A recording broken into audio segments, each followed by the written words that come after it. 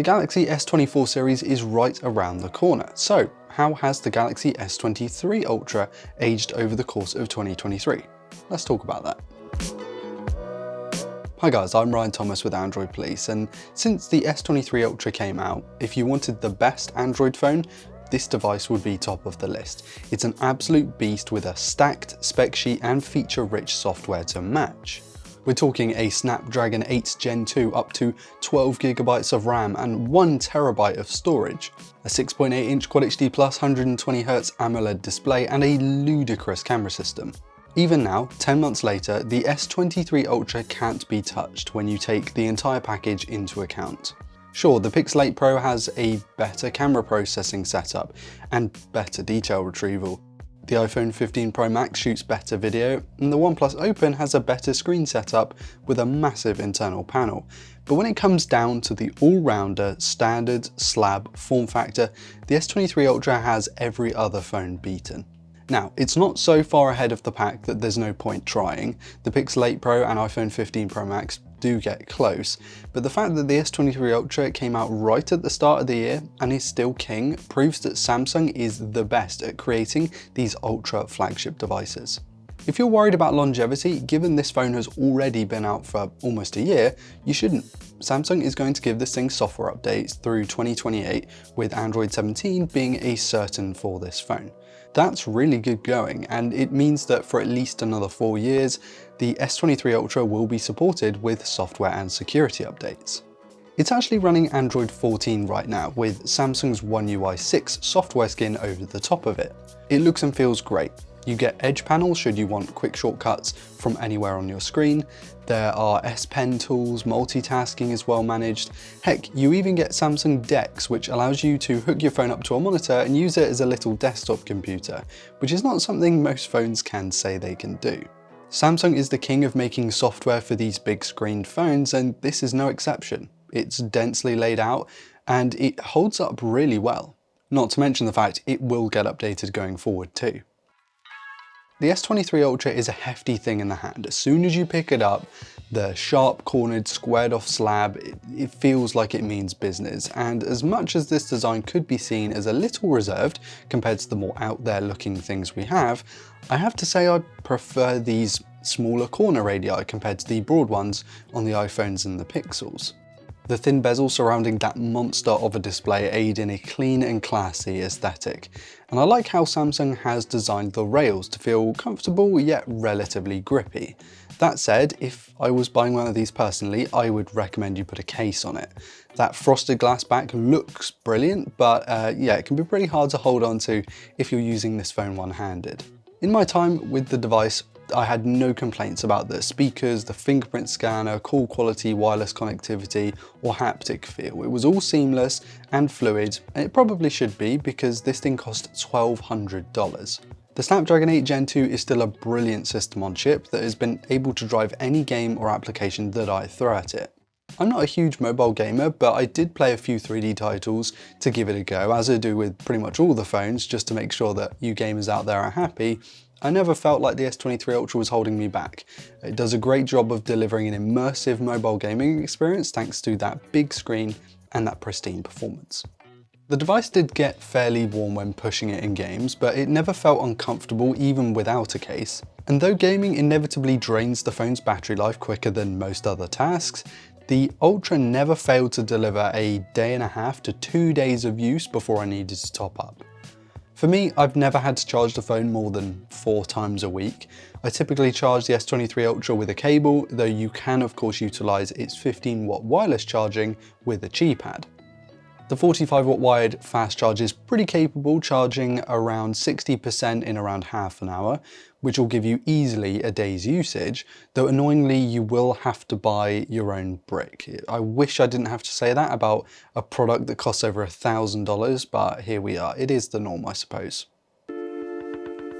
Speaking of big numbers, there are plenty when it comes to the S23 Ultra's display. It's still one of the best that you can get in a smartphone, with a whopping 6.8-inch 3088 by 1440 120Hz HDR10+ panel capable of 1750 nits in HDR peak brightness and 1200 nits in regular HBM mode. That's a lot to unpack, but to sum it up, you get a huge, bright, vibrant, smooth, responsive display that, showing the right content, can absolutely knock your socks off when it comes to the sheer brilliance of the thing. The slightly less curved sides of the screen compared to the previous generations not only help reduce glare, but also make using the phone's party piece, the S Pen, a little easier when reaching for the screen elements that might appear right on the edge. I could go on about the S Pen for ages, but the truth is either you use it all the time or you never take it out of the device. It's useful for marking up screenshots and documents, signing contracts, using the remote shutter feature if you want to set your phone down and take the photo remotely, or if you're like me, drawing out little diagrams because I work better visually than with written notes. I wouldn't say you're giving up anything by having it in here, so whether you use it or not, it's there and it shouldn't be a problem. However, if you do like using a stylus, the S Pen is a fantastic inclusion. Speaking of great inclusions, if you want the most comprehensive camera system in a smartphone today, this Galaxy is still the phone for you. Google does processing better and Apple is still the king of video, but if you want a phone that does it all, this is the one. The 200 megapixel main camera has a big 1/1.3 inch sensor, meaning that it's good at capturing heaps of detail, color information, and dynamic range. By default, it bins down to 50 megapixel images, which I recommend you leave on because though you won't get all those pixels, you do get better dynamic range and detail. Remember, a 4K display is only showing you roughly 8.5 megapixels, so you really don't need 200 megapixel snaps. Color temperature was a little bit hit and miss in my testing, though still pretty accurate about 80% of the time. The 12 megapixel ultra wide isn't quite as capable with a much smaller sensor, but in return you do get a huge 120 degrees field of view. You still get sharp, vibrant images out of this one, and in a recent comparison I did with the Pixel 8 Pro, I found the S23 Ultra to be more pleasing across the board when it came to nighttime photography, if that's something that you're into. It doesn't lift all the shadows in the scene, instead letting dark areas stay dark to give you a more natural looking scene. The S23 Ultra can still reach crazy far with its 10x 10 megapixel periscope zoom camera. Images from this particular setup are sharp and detailed, but also give you that compression where the background items look closer than if you were to use a wider lens. The f4.9 aperture and smaller 1/3.5 inch sensor, meaning you aren't getting as much natural bokeh blur without the use of portrait mode, but there is enough natural blur to add depth to a scene without the need to use portrait mode. Speaking of, Samsung's portrait mode lags a little behind Google's in my opinion due to its inconsistent ability to create a natural focus roll-off. It's improved over the past couple of generations, and there are times where the S23 Ultra really nails the depth and creates a really convincing portrait image, but it might take a couple of tries to get it right. And the selfie shooter is pretty good too, giving you a fairly wide field of view without creating distortion or the need for a second lens up front. Samsung's video suite is fairly comprehensive, giving you the ability to shoot with any of the lenses and also giving you portrait video in both selfie mode and using the rear camera. And this is a test of the microphones on the S23 Ultra using selfie portrait video. It does a pretty good job of separating me from the background, but the cutout isn't perfect, and so I wouldn't use this all the time. But the microphones sound decent. They might not be the best I've heard. I think that still goes to the OnePlus Open, but they're not bad. But as an overall camera package, the Galaxy S23 Ultra is still unmatched. It is a joy to use. And you know what? That kind of sums up my experience with this phone. It is still the king of the hill, and it makes me excited for what's to come with the S24 Ultra possibly coming next year.